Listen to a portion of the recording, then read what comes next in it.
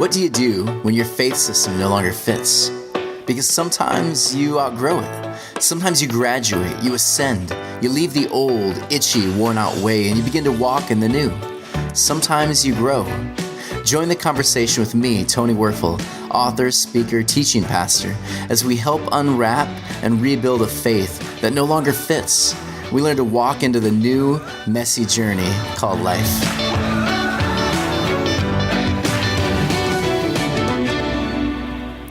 Hello, everyone. Welcome to podcast number 9. Again, as we continue to seek to understand how to view this book called the Bible, and more importantly, how to just walk a meaning-filled life, how to experience real meaningful conversation and without losing our brains, without checking them out at the door.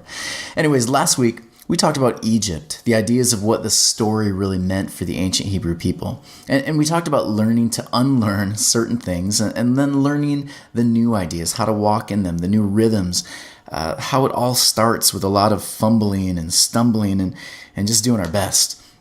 So in the desert, we're told that it takes time to re-navigate life. Sometimes it takes 40 years. So before stepping into the third phase of this 4-part journey right away, I want to share some other ideas I found really helpful during that time of re-navigating, redirecting the desert. Concepts I think you might find pretty helpful because they've been really helpful for me. And so the first thing I'm learning is that when I am in this wandering stage, I'm learning to take responsibility. And so if something terrible happens to you or me, we understand the role that we played, or maybe we didn't even play a role in it. But either way, we learn to accept that it happened. And then we do the hard thing. We learn to take responsibility for the present place that we're in. We're no longer responsible for looking back, casting blame. We don't do that stuff. We're responsible for moving forward. We take responsibility for the present place we're in. And that's so difficult, but I'm learning slowly to do it. Another thing I'm learning is that growth is only experienced when we struggle for it. And I find myself saying often this, especially when I'm like in a terrible meeting or I've just had some really bad experience with somebody else. I'm asking, what can I learn from this? And please keep in mind, I never place the blame on God. I believe the majority of our issues and problems, pains, they come from you and me. And most of the time, you and I are the cause of our current predicaments. And so there are things that happen to us. And they happen because we live in a world of free will. People, they have this wild freedom and knowledge and power. And sometimes people steer it in the wrong direction. And sometimes there are victims. And again, this is not God. This is what happens because we live in a world of choice. We can steer it however we want to. We hope that we'll steer it in positive directions. So in the middle and after, I find that the most important question to ask is, what can I learn? How can I grow from this? Another thing I'm learning, and if I were to ever get a tattoo, which I don't have any because I can't choose one that I want to be on me forever. I'll get one at some point. I'm learning this. This is the thing I would love to put on. Learn to have better problems. Because here's the thing. I used to get caught up in every single battle. I died on so many hills. But lately, I've begun to understand I have a choice in the majority of the problems I find myself in. And if we're going to be honest, most of the conflicts we find ourselves in are because we chose to participate in them, which means you can choose not to participate in them. You can choose to actually have better problems. Isn't that awesome? Come on, I love that. Another thing I'm learning too is, and we talked about this last week, was stop comparing yourself to others. You have your own journey. It's yours. It's no one else's. So this means I no longer gauge my success and happiness on how well others are doing. There are enough blessings in the world for everyone. So you learn to be fully you. You stop comparing yourself to others. Find joy in your own journey. Another thing that's been tough for me is finding success in failure. Because when I've failed at something, The reality is I've actually just learned something, and it could potentially help me become a better, more educated person. Seth Godin, he wrote this just fantastic book. It's called Lynchpin. And he talks about how he demands this of his employees. He demands that they fail at least once a quarter at something. Because when you do, you're more valuable to the team. They have wisdom to offer the team. Hey, this didn't work, and now I know how to do it better. So he essentially says there is a great amount of learning you can experience when you fail. The last one is learning to embrace uncertainty. Man, is this one hard for me. Because I often want to have everything certain and planned out, but that's just not life, is it? Understand that you don't always have control and that you don't know everything. It actually has freed me. It's enabled me to become this lifelong learner. And you can hear advice now when you do this, and it doesn't wreck you. You no longer see difference of opinion or anything as threatening, but something you can learn from. And so I'm learning that these 6 different concepts, they actually have helped me big time when I'm wandering through the desert. So here's the thing. When you begin learning to walk and stumble into the new life, you actually start putting some distance between you and the old you, between you and Egypt. And you've had these beautiful moments of growth. That moment when you're able to forgive the person you hurt or hurt you. You fully face the thing that had been in the way, that you confront the problem head on. You walk away almost transformed. You feel empowered. Because this idea of becoming a new person is really the idea behind this 3rd step of crossing the Jordan. So to get through the Jordan, you're going to be immersed. You're going to have to get wet and swim some. And really, I'm talking about the ancient idea of baptism now. And I use that word really cautiously, by the way, because people have made this ancient tradition less about this like significant moment when someone fully immerses themselves in a new life, and more about joining a health club. You get what I'm saying? Like, you take the vows, you sign the documents, you promise not to pee in the pool, you get your locker, you're in. This is not what the ancients thought of when they thought of baptism. There's a story of baptism. And it revolves around Jesus in this river Jordan. And he actually goes to the edge of the river. Now again, remember, these are Jewish people reading this. Jewish people who've studied the Torah from early ages until 12, and they know it far better than most preachers today. And they would have already been seeing some interesting connections. Every time a deliverer of Israel comes near the water, according to their stories, something really profound happens. And it's almost like these individuals that step into the water for Israel, they have like this power over the chaos. And these leaders, they were symbols for Israel. Israel needed to die to the old way to start walking in the new. And so they would have connected Jesus immediately to someone like like Moses. For most of them, Moses was like this famous individual who was famous for what? Yeah, crossing the Red Sea, parting it. And so many of you may not have read the story, but maybe you've watched like the Cecil B. DeMille's movie, The 10 Commandments. It's horrible. I would argue, sets scholarship back hundreds of years. And then, of course, Charlton Heston there again, National Rifle Association head. He's the actor. Anyways, you as a Jewish person, you knew that one of the great ways that the writers communicated the presence of change and growth with Jewish leaders was to show them as having power over the waters. And so Moses splits the Red Sea so Israel can walk into freedom. Now, you keep reading through the Old Testament and you'll find Joshua, who's getting ready to attack Jericho, bring his people into a new level of being. But the flooded Jordan River is in the way. So, get this, he tells the army to step into the Jordan River, and guess what? Yep, Red Sea 2 happens. The waters part. And so, again, suppose that only happened twice. But no, read on. In the book of Kings, there's this great new hero that emerges, and his name is Elijah. And toward the end of his life, he walks with his chosen successor, Elisha, into the wilderness to what? Yep, connect with God. And the problem, of course, is, you guessed it, the Jordan River is in the way. So Elijah takes off his cloak, he sweeps it over the waters, and they part magically, and they walk onto dry land to experience life. So then watch this now. After Elijah is transported by magical ponies up to heaven in a fiery chariot, Elisha is left alone with Elijah's cloak. So he goes back and he throws the cloak over the river because, again, the Jordan River is between him and his people, and he walks onto dry land. Red Sea 4. And so this is a deep connection of meaning here that I think many people miss. The same person we meet in Moses, we meet in Joshua. The same person, the same force, the same energy we meet in Joshua, we meet in Elijah and then Elisha.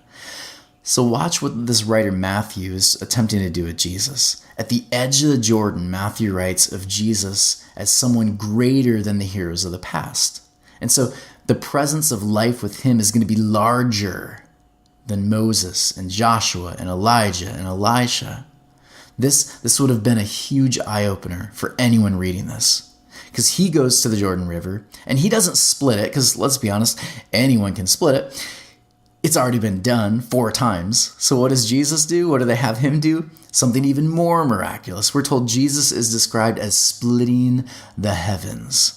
And so, again, what are the heavens? If you're Jewish or simply living at that time period, you would have understood that, again, there was this firmament of water above you. There's blue above you. That must be water. And again, the Genesis story, it writes of this being created on the second day. So what's happening here is Jesus doesn't simply split the Jordan. And again, you can kind of connect what the writers are attempting to do here. He splits the heavens. He brings Israel to a far deeper reality than ever before. And so Matthew tells us through Jesus, we have a far deeper experience. So the Jordan River is the symbol for what stood in the way of Israel finally experiencing wholeness. And it's there at the waters that Israel needs to navigate through it before experiencing freedom. And I think we can all get behind that. Because you won't truly find wholeness until you've put that broken relationship behind you. And maybe you need a garage sale before you start the new life, right?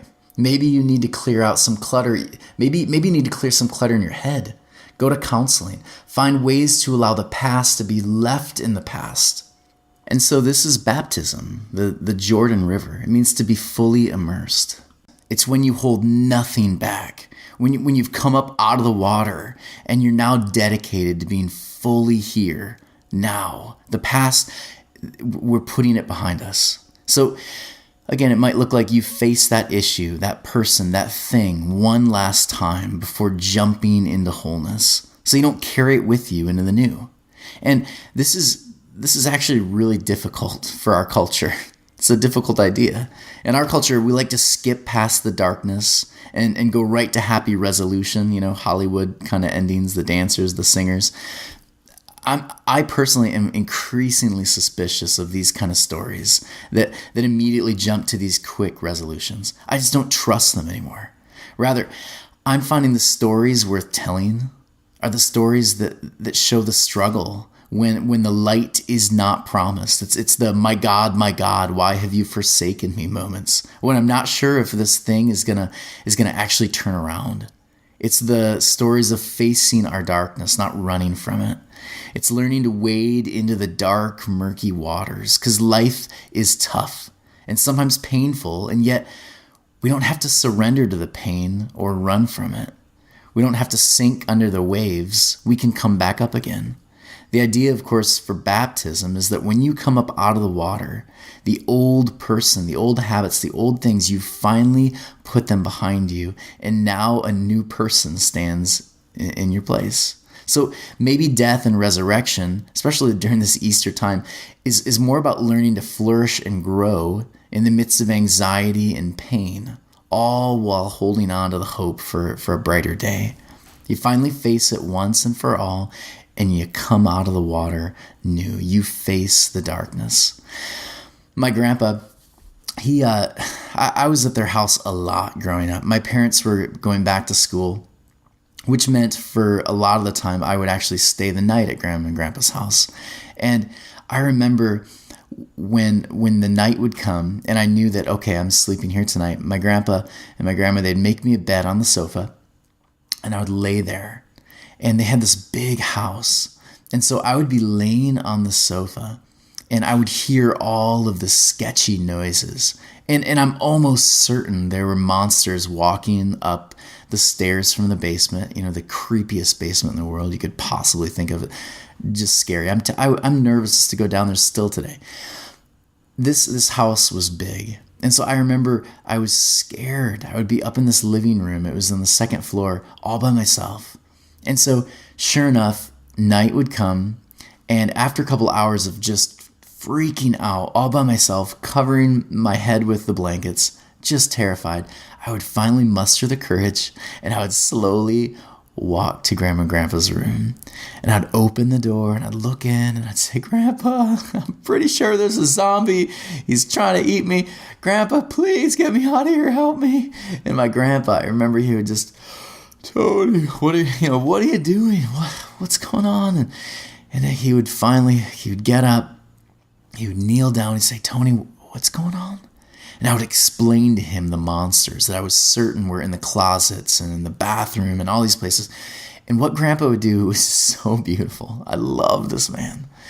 What he would do is he'd grab his flashlight and then he would ask me, okay, Tony, where's the first monster? And what we would do, we would go to the closet and he would slowly open the door.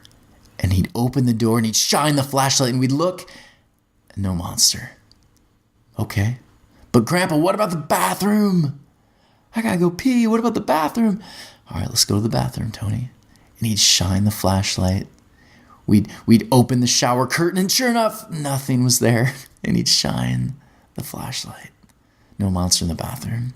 And we went through the whole house, and then always saved the best for last, the basement. Because I was so certain I could hear the steps of some crazy zombie or whatever walking up those steps. And so he would turn the light on and we'd walk down these creepy wooden steps, just a squeak with every single step. And we'd get to the bottom and he would shine a light on every single corner. And that's when I knew, okay, there's nothing to be afraid of. With Grandpa, I learned to face my darkness, to not be afraid. And after I finally did this, he would take me back to my bed, and he'd sit there on his lazy boy chair, and he would say, okay, Tony, I'm right here. Let's just go sleep. And he'd cover up himself with a blanket, and I would lay there, and after like 30 minutes or so, I just felt, okay, I can do this, and I would fall asleep. And in the morning, I'd wake up, the light would be there, and I knew we made it through. But for me, what was the most beautiful part about this experience was not necessarily the morning. It was the act of going room by room and shining the light, overcoming my fear, finally putting those things behind me. It was struggling through the night. And I think this is what it means to cross the river, the baptism experience. You shine the light fully on that thing now. And now that you have, it's removed all its power. And now you can rest. Now you can walk in the new thing fully. You can be fully present in that thing now. That's what crossing the Jordan meant. It's learning to move past the shadows by first facing them completely. Learning to have the difficult conversations so you can move into wholeness. It's doing the therapy with the knowledge that when you finally come up for breath, you're going to be a new person. And so my prayer for you today is that after you've walked through the desert and you've done some unlearning and learning, you might stand before the waters right now and that you might make the decision to never go back to slavery. As best you can. Choose to immerse yourself fully in this new life. Don't hold anything back from the past. Walk fully in the new you, the new present you, this new reality, this Canaan experience. Walk in it. Leave the rest behind. Blessings this week. I'll see you next week with more Faith Undone. Next week, we're going to talk about what's the deal with Jesus and God the Father needing to murder his son? We're going to talk about that next week, so I hope you'll join me. As always, please visit my site at tonywerfel.com. Have a great rest of your week, guys.